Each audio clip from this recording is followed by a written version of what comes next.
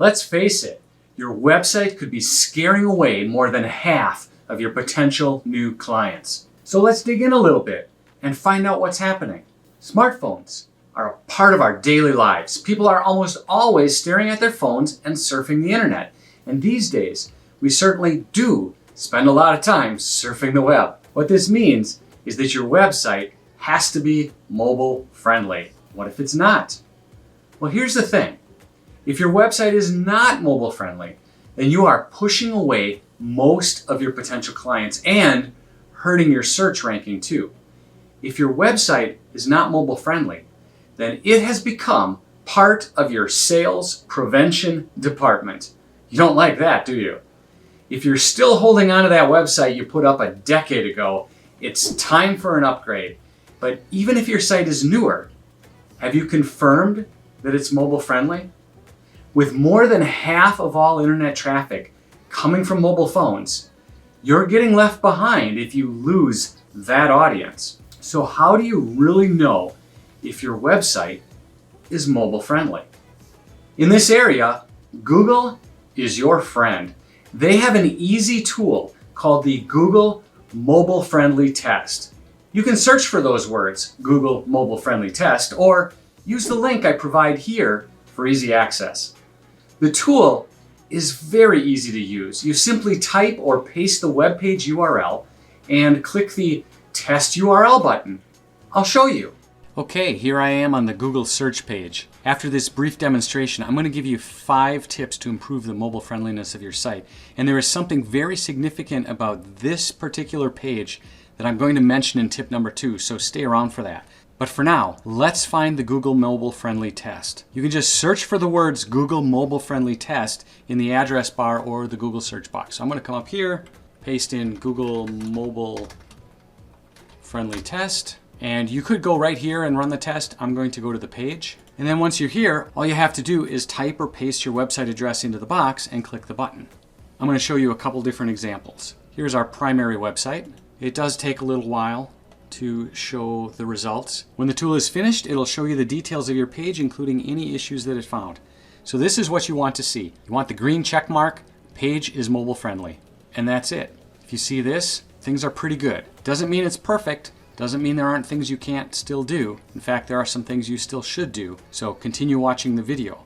But first, let me show you what could happen. I'm going to do another search. Now come back to the first page, paste in a different URL and hit test. Again, I'll skip forward so you don't have to wait the minute or so that it takes to get the results. Now this time you're seeing some errors. This says the page is not mobile friendly, and at every step it gives you the option to learn more.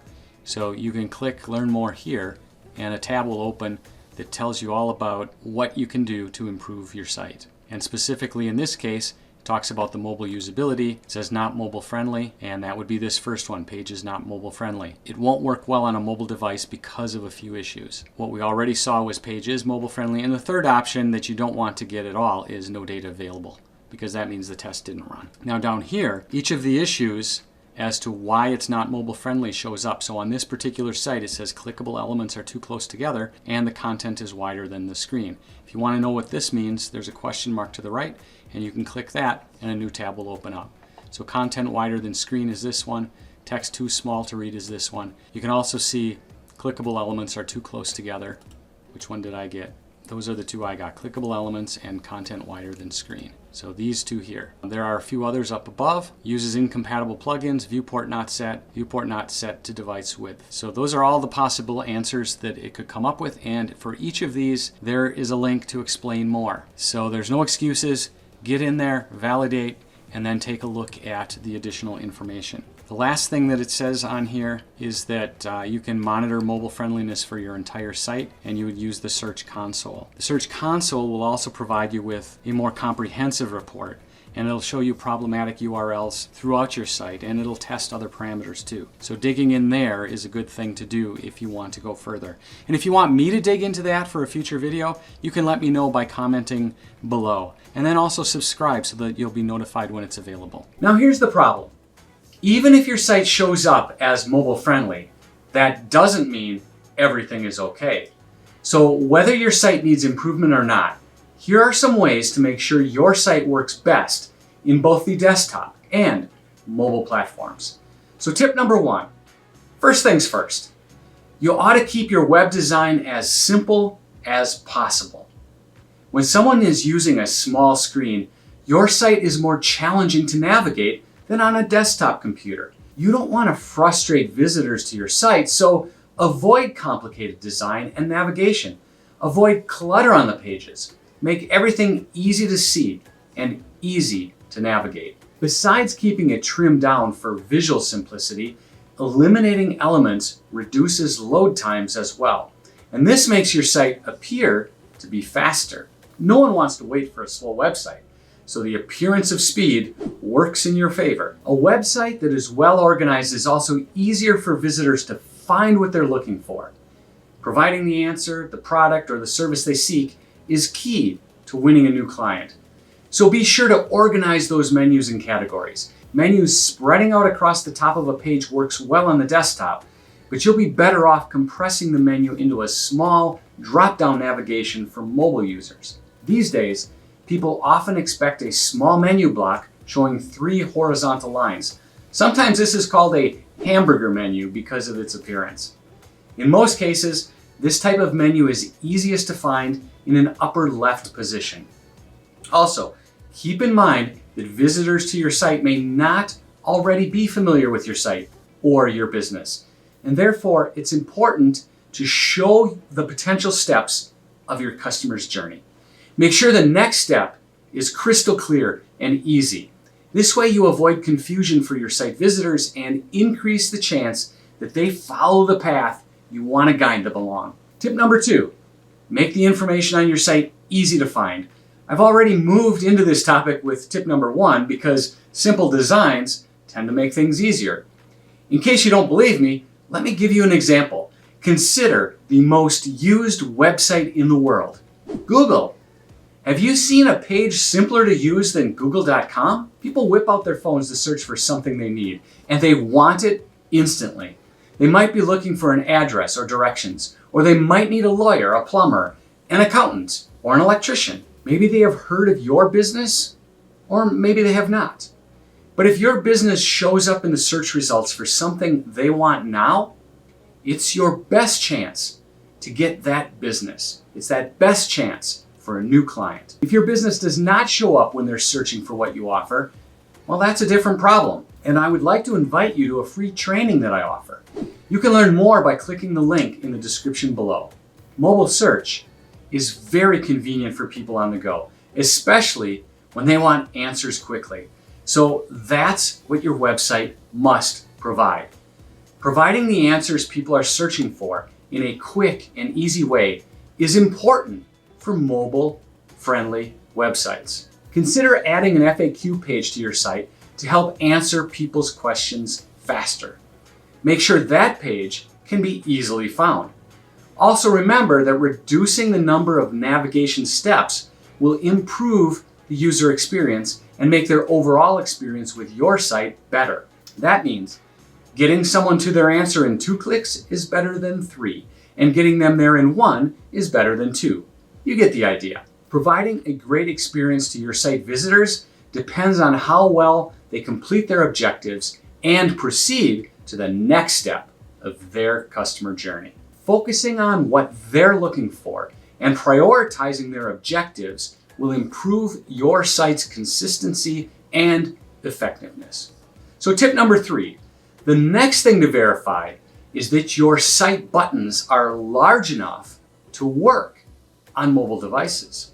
Small buttons on a small screen are very hard to deal with. It's frustrating to click and miss, or worse, click and hit the wrong button. No one wants to have to zoom in just so they can hit the button that they're aiming for.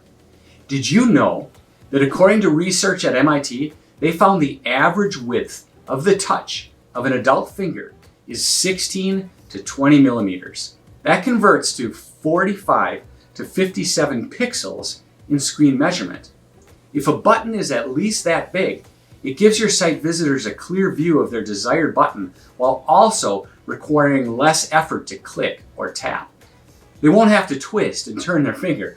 just to hit the correct spot. And that's just the index finger. Many people also use their thumbs on mobile screens. The average width of an adult thumb is 2.5 centimeters, an entire inch. That converts to 72 pixels. These measurements, when taken into consideration, work wonders for your user's experience. Buttons will be easier and faster to hit because they are large enough for the size of fingers. Research also shows that as the button size increases, fewer errors are made. Furthermore, users are able to tap faster with increased accuracy. This, once again, improves the site's overall user experience. So here's your action step. Test your site buttons on your own mobile phone before you release updates to the public. If you have any difficulty at all, then others will certainly have a worse time. Tip number 4.